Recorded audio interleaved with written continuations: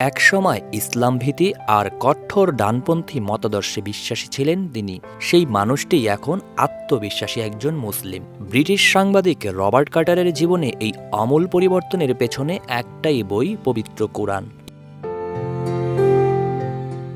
Islamic platform 5 পিলারে প্রকাশিত এক video বার্তায় নিজের জীবনের গল্প তুলে ধরেন রবার্ট কার্টার। তিনি জানান, কিশোর বয়সে তিনি ছিলেন পথহারা ও মানসিকভাবে বিপর্যস্ত। ভাঙা পরিবারে বেড়ে ওঠা এবং উপযুক্ত অভিভাবক বা আদর্শের অভাব তাকে ঠেলে দেয় বিভ্রান্তির পথে।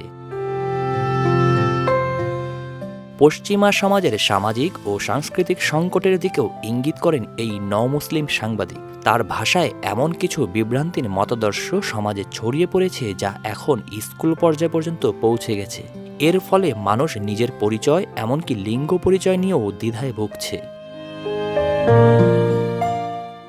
রবার্ট কার্টারের জীবনের মোড় ঘুরে যায় যেদিন তিনি প্রথমবার পবিত্র কোরআন হাতে নেন। তার ভাষায় সেই দিনই বদলে যায় তার জীবনের গতিপথ।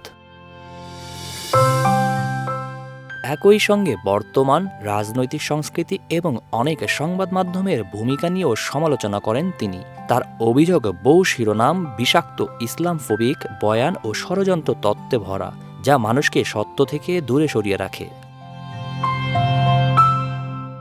ইসলাম গ্রহণের মুহূর্তটিকে নিজের জীবনের প্রকৃত সূচনা হিসেবে বর্ণনা করেন রবার্ট কার্টার।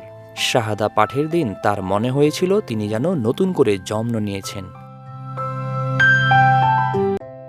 ঘৃণা, ভ্রান্ত ধারণা আর বিভ্রান্তির পথ ছেড়ে সত্যের পথে ফিরে আসার এই গল্প নতুন করে আলোচনায় এনেছে কোরআনের প্রভাব এবং আত্মিক পরিবর্তনের শক্তি। জহির রায়হান, দেশ রূপান্তর।